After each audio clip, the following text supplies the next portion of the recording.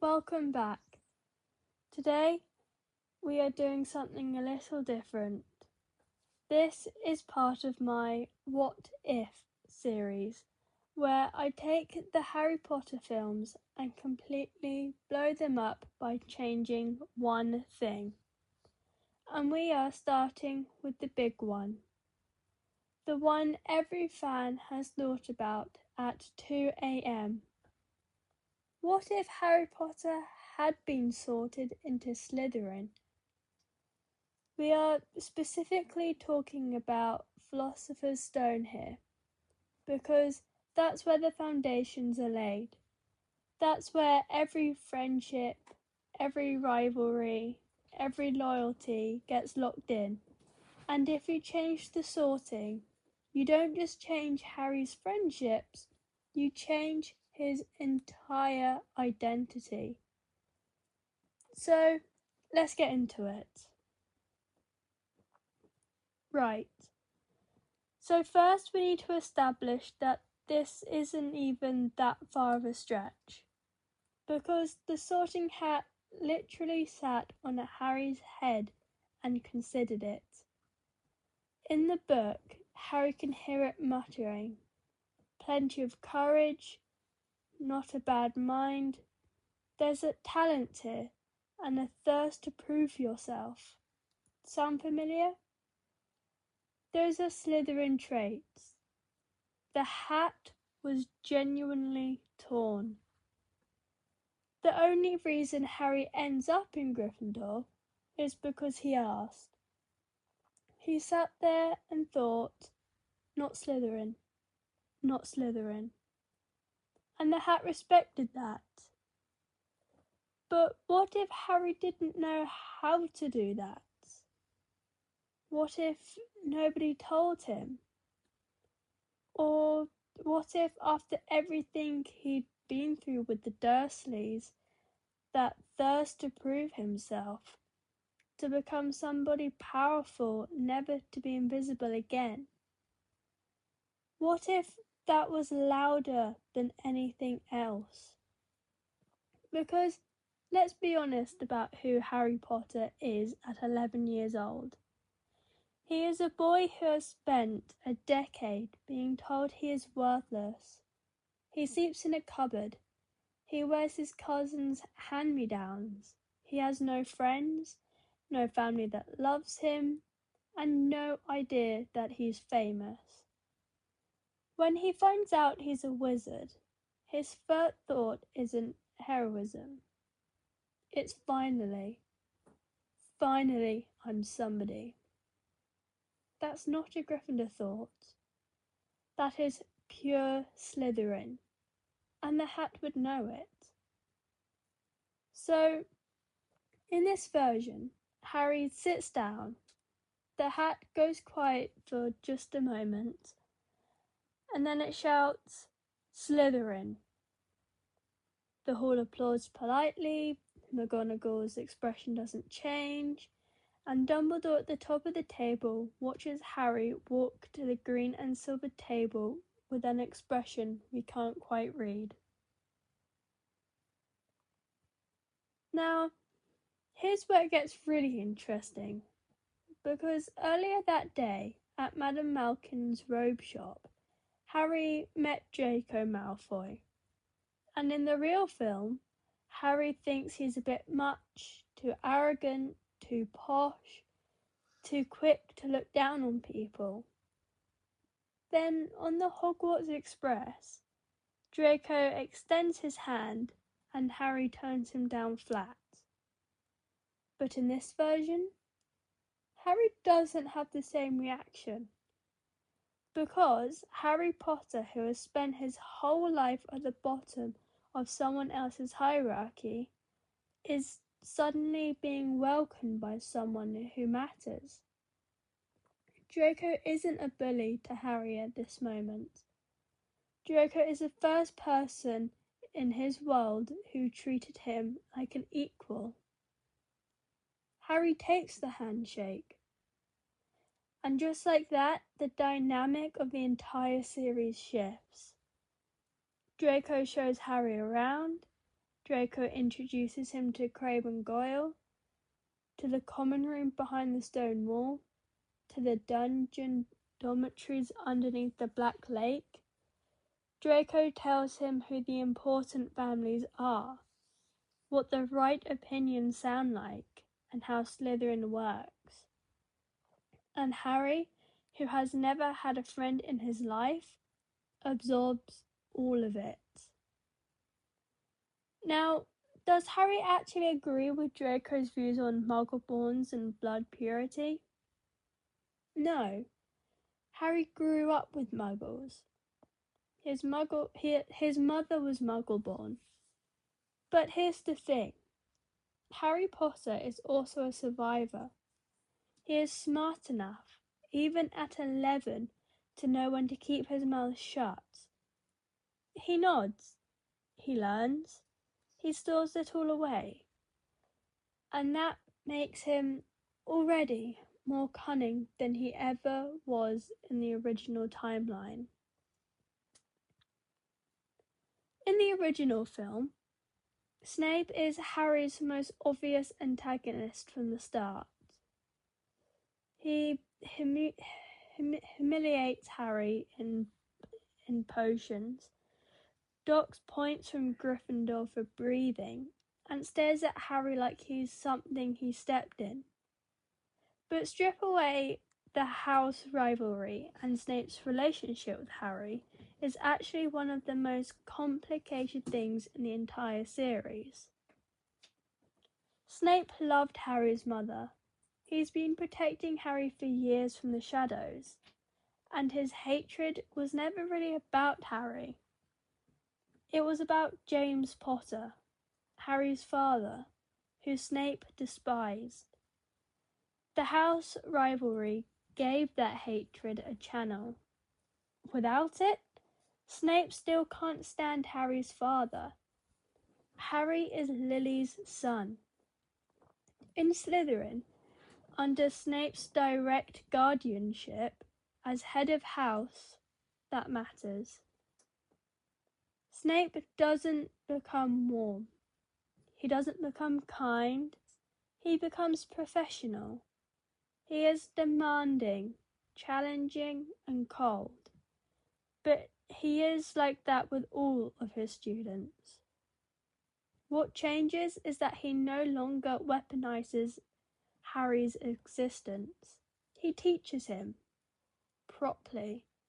And because Snape is genuinely brilliant, Harry's potions work improves dramatically. There's even a version of this where Snape quietly begins to see flickers of Lily in Harry's eyes and protects him, not out of obligation, but out of something he'd never admit out loud. Here's the part that genuinely breaks my heart a little.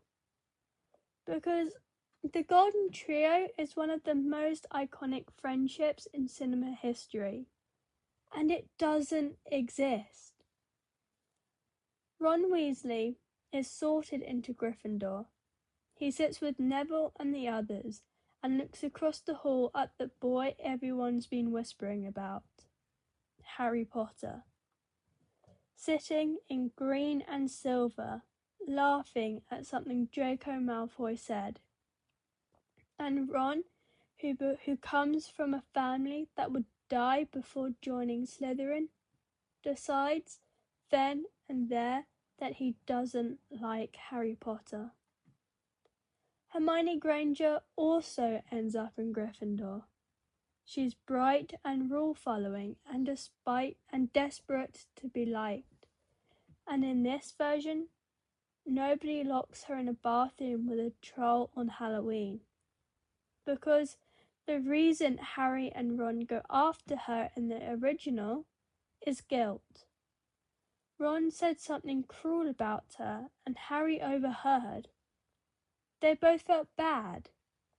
In this version, they're not even in the same conversation. So, when the troll is released and the chaos starts, Hermione is alone. She hides, She's terrified. She survives. But it's not a clean, triumphant moment. It's just fear.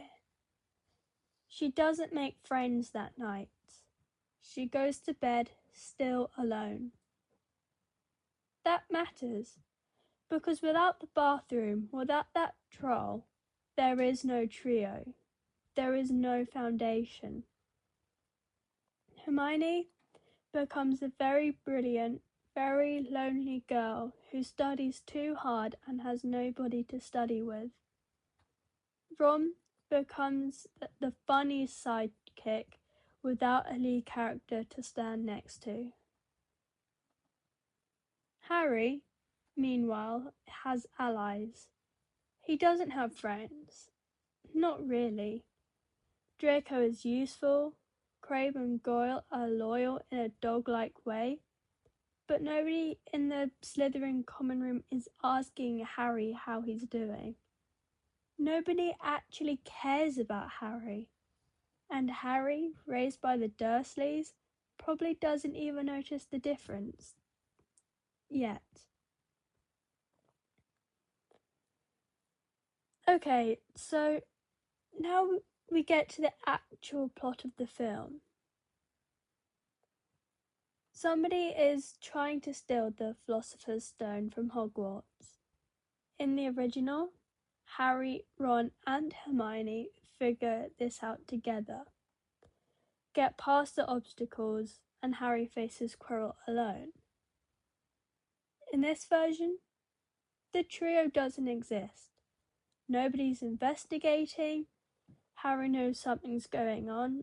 He's curious, he's smart, he notices things. But he gets to the reason to act, but he has no reason to act on it.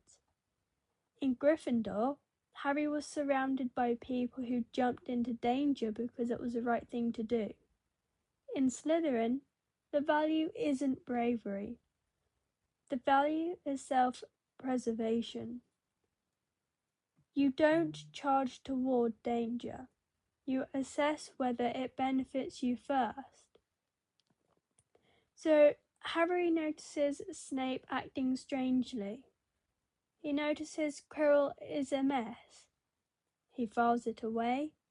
He watches, but he doesn't run toward the forbidden corridor at midnight. He doesn't recruit a team. He waits to see what happens.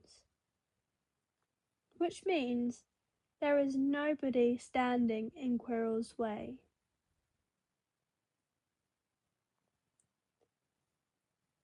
Here's the one thing that doesn't change. At some point, Harry still finds the mirror. Maybe he's wandering the castle alone, because even surrounded by Slytherins, he is still fundamentally a lonely person. And he looks into the mirror and sees exactly what he saw in the original. His family, his mother, his father, all the people he lost before he could even know them. And this is where it genuinely gets emotional. Because no matter what house Harry is in, no matter what name he's made for himself, no matter how many Slytherin alliances he's built, he is still an orphan. He is still a boy who grew up unwanted. And the mirror doesn't care about ambition or cunning or house points. It just shows you what you want most. Harry would stand in front of that mirror for hours, possibly longer than he does in the original. Because in Gryffindor, he has Ron and Hermione pulling him away, worrying about him. In Slytherin, he's alone in a corridor at midnight and nobody is coming to find him. So, Quirrell gets to the stone. Or he almost does. And here's where the story does something unexpected. Because Voldemort, speaking through the back of Quirrell's head, knows Harry is in the castle. He knows about the prophecy. He knows this is the boy he failed to kill. And rather than seeing Harry as an obstacle, Voldemort sees an opportunity. He sends Quirrell to find Harry, not to hurt him, to recruit him. And Harry, standing in the underground chamber, face to face with the man responsible for everything, the cupboard, the Dursleys, his entire miserable childhood, has a choice. Voldemort offers him power, offers him belonging, offers him a world where Harry Potter is finally permanently somebody. In Gryffindor, Harry says no without hesitating. He says no because Dumbledore trusted him, because Ron and Hermione are waiting for him, because good people do not side with dark wizards. But Harry of Slytherin, he hesitates. He actually has to think about it, because he doesn't have that same immediate emotional anchor pulling him back toward the light. He has to find his own reasons. And the reason he finds, the reason he still says no, is his mother, Lily Potter, a Muggle-born witch whom Voldemort murdered without a second thought. The woman in the mirror. Harry might have learned to keep his views on blood purity quiet, but deep in his chest he knows. He knows what Voldemort stands for, and he knows his mother is the one he actually wants to be worth something to. He fights back. He survives. Just like before, because Lily's protection is still in his blood. His touch still burns Quirrell. The stone is saved. Quirrell dies, Voldemort retreats. But there's no celebration in the hospital wing surrounded by friends. There's just Harry, waking up alone, and Dumbledore sitting beside him with that quiet, searching look. And for the first time, Dumbledore isn't entirely sure which side this boy is going to end up on. And that, honestly, is what makes the Slytherin Harry story so compelling. It's not that he becomes the villain. It's that he becomes someone whose choices actually cost him something. In the original, Harry's goodness is kind of assumed. He has good people around him from day one, and they shape him. In this version, Harry has to choose to be good with no roadmap, no cheerleaders, and no guarantee it'll work out for him. He's a darker hero, a more complicated one, and arguably a more realistic one. If you want me to continue this series into Chamber of Secrets, which, by the way, gets absolutely wild when you factor the whole Parseltongue scene being in a Slytherin context, comment below and let me know. And if you're new here, subscribe, because this is exactly the kind of content we do. See you next time.